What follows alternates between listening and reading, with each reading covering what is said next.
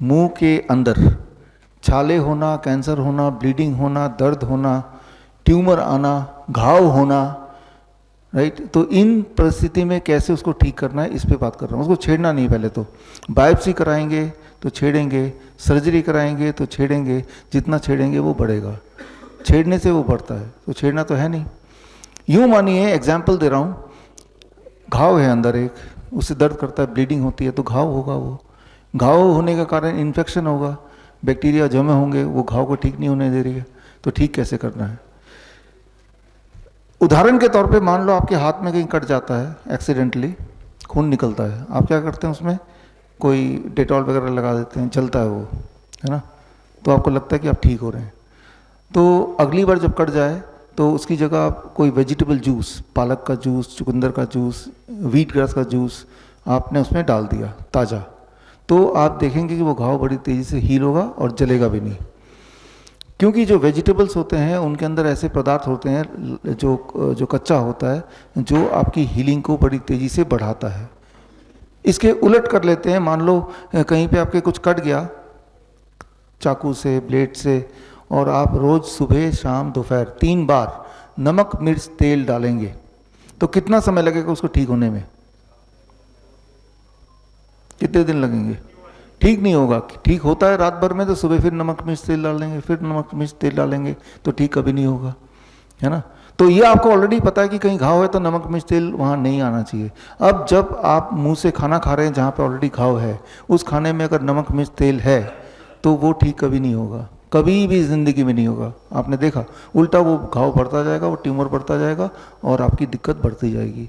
तो ऐसे पेशेंट को, जो आपने अभी बताया, हम बोलते हैं raw liquid diet, vegetable juice, fruit juice, vegetable smoothie, fruit smoothie, coconut water, nut shakes and fermented probiotic drinks. तो यही आपकी डाइट है। लिक्विड क्यों है? चबाते ही दर्द होगा, दर्द का मतलब घाव बढ़ रहा है, चबाएंगे वो हिलेगा धुलेगा, वहाँ लगेगा कुछ, वो घाव फैलेगा। जिस तरह से जहाँ पे आपको कट जाता है उस जगह को छेड़ते नहीं हैं आप। अगर कोई फ्रैक्चर होता है तो उसको वैसे का वैसे ही हाथ रखते हैं, उसको रेस्ट की ज़रूरत है, मूवमेंट की ज़रूरत नहीं है, मिनिमाइज्ड मूवमेंट की ज़रूरत है। ठीक उसी तरह से आपका जो अंदर डैमेज हो गया तो उसको भी रेस्ट की ज़रूरत है, लेकिन खाना तो है, नहीं तो पेट कैसे भरेगा। तो liquid raw liquid diet number 1। Number 2, कोई भी तरह का केमिकल मुंह में ना जाए।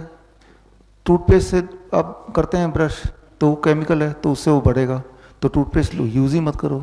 अपने लिए टूथ पाउडर बनाइए, it is called neem tooth powder. नीम के पत्ते का पाउडर, नीम के छाल का पाउडर इक्वल क्वांटिटी में मिला लिया, एक डब्बे में भर लिया नीम टूथ पाउडर, उसी से सुबह और रात को एक बार उसी से आप क्लीन कर लीजिए, ब्रश से, उंगली से, कैसे भी करके, है ना। तो नीम में वो गुण होता है कि आपके कहीं भी मुंह के अंदर घाव है तो वहाँ फंगस है या बैक्टीरिया है या वायरस है या तीनों चीज़ें एक साथ हैं, तो नीम इन तीनों को मार डालता, ख़त्म कर देता है। और साथ में नीम के पत्ते का पाउडर आपके वेट अनुसार, मान लो हर 10 केजी में 1 ग्राम, तो 50 केजी का आदमी 5 ग्राम, 1 चम्मच लिया, आधे कप गर्म पानी में घोल के पी लिया सुबह सुबह खाली पेट। जब ऐसा करेंगे तो आपके जो पूरे बॉडी की इन्फेक्शंस हैं या इन्फ्लेमेशन है वो कम होने लगेगा।